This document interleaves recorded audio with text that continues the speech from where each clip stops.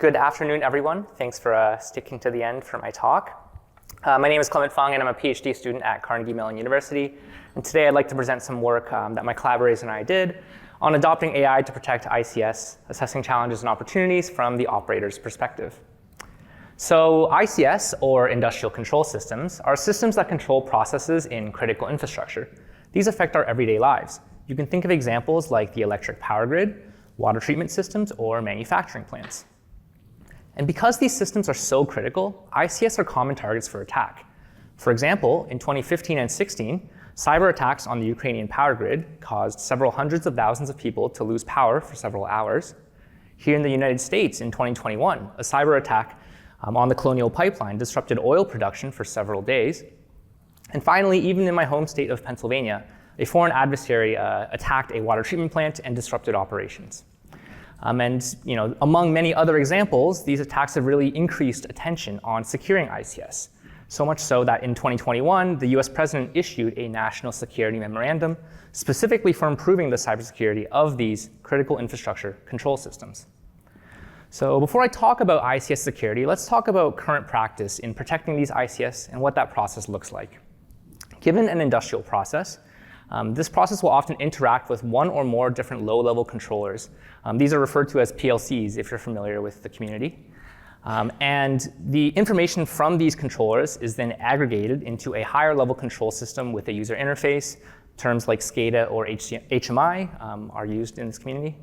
And finally, information from this high-level controller is then stored for different analytics and logging purposes. And today, protecting ICS involves manually writing different rules for detecting anomalous behaviors. You write these rules and you store them in different devices in this ICS. And what happens is that if an attacker actually gains access to your network and manipulates some part of the system, these rules will be able to catch this behavior and detect whatever harmful outcome might actually happen. But in practice, you can only really write rules for what you know is going to happen to your system, anomalies that you're expecting. And this is a very labor-intensive process. So to innovate on this, researchers have proposed to use AI.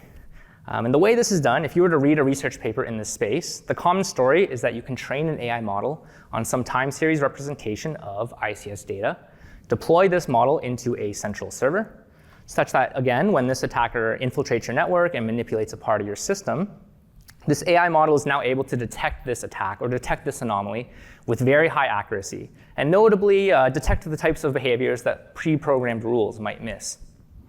If you were to read these papers, you would think that AI for ICS security is just great, it's awesome.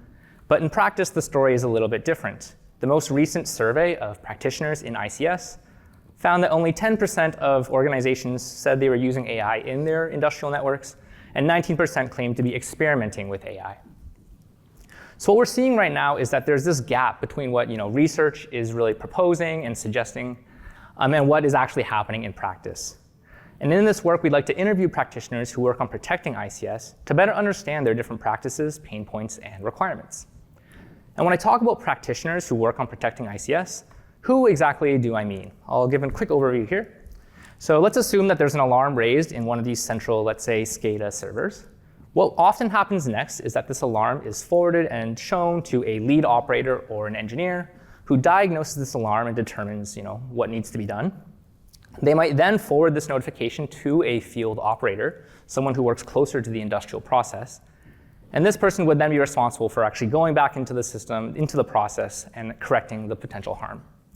And these are the people most directly involved with, let's say, handling these alarms. But there are other individuals in this ecosystem that are involved with protecting the ICS. For example, you have managers that look at the different high-level analytics and logging information to assess the health and performance of the ICS.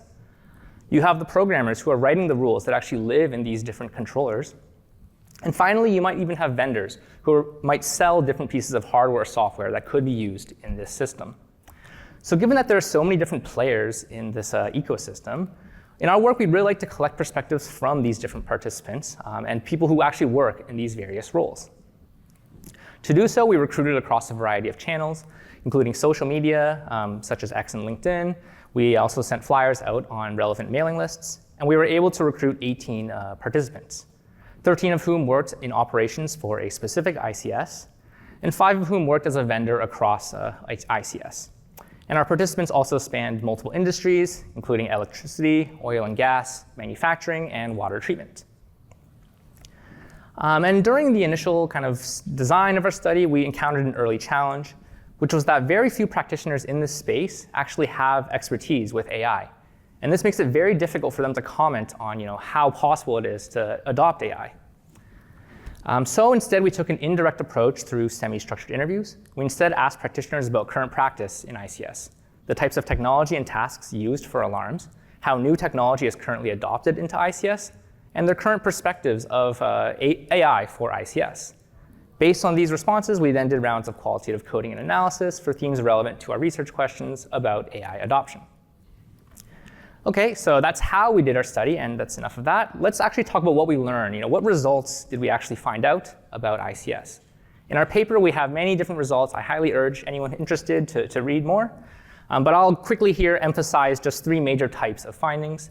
And I'll start by talking about the technology and infrastructure used in ICS, both for collecting and using process data, as well as for building these alarm systems.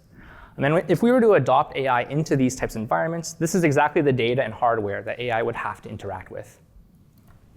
And what we found is that ICS alarm systems come in many different shapes and sizes. Although it's almost universal that these alarm systems used different pre-programmed rules, how they actually use them varies.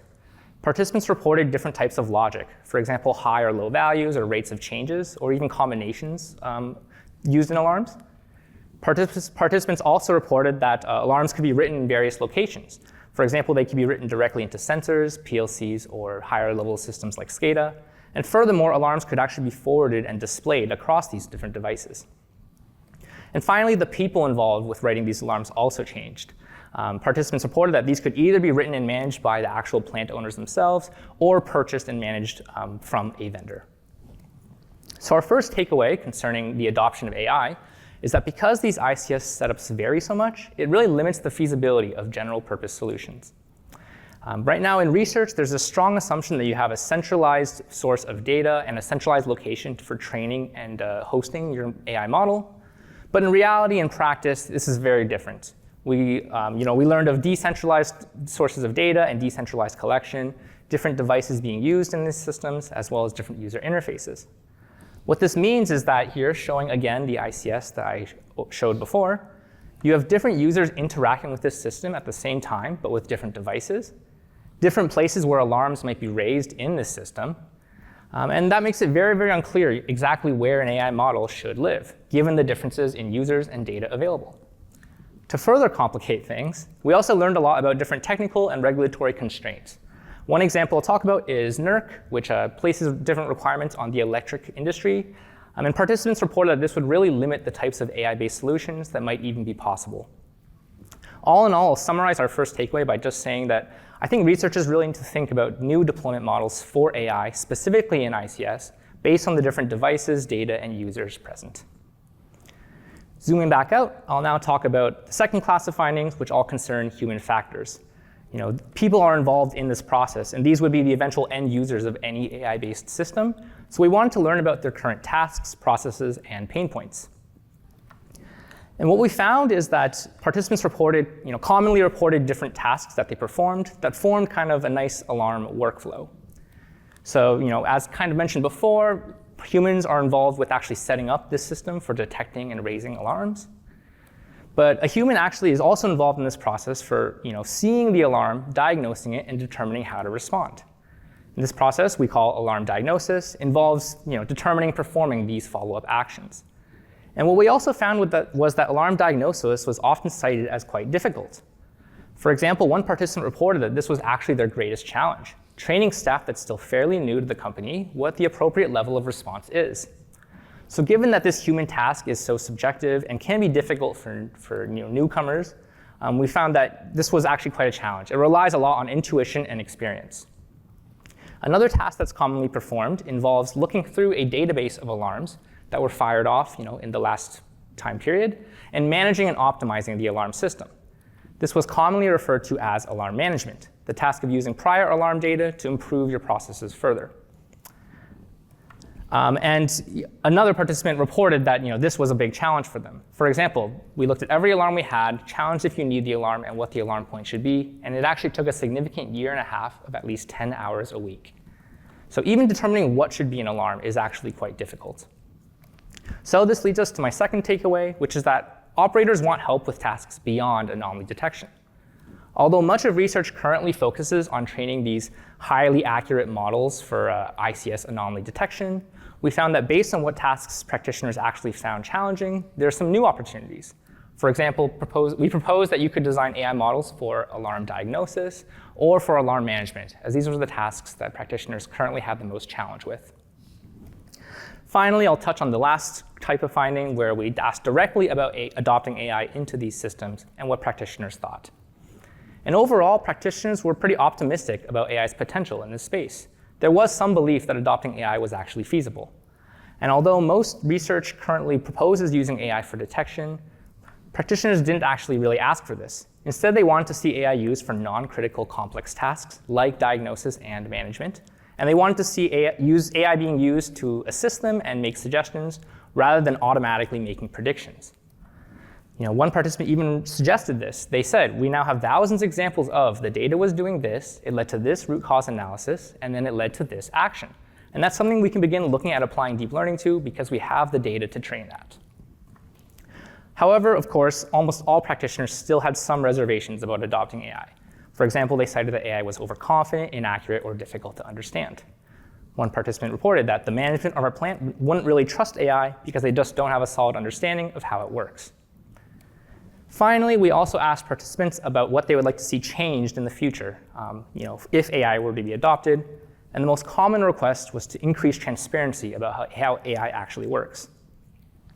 I need to be able to get in there and do some development or make changes, and what that looks like is going to make me a lot more comfortable. And among the good ways to implement AI, here's how it works, here's what it's looking at, breaking it down, and putting transparency behind it. So in summary, we looked at AI, the potential to adopt AI into industrial control systems, and we identified differences between AI research and practice, both technical and human factors that currently hinder AI adoption. We identified a set of tasks commonly performed with alarms in ICS, and we make the following recommendations for researchers. We propose that researchers should consider designing AI models for ICS alarm diagnosis or alarm management, that they should consider the different technical and regulatory constraints on data collection, since this would really limit the types of solutions possible. And finally, to directly demonstrate transparency to practitioners through interactive pilot projects. Thanks very much for your attention, sticking to the end, and I'm happy to take any questions.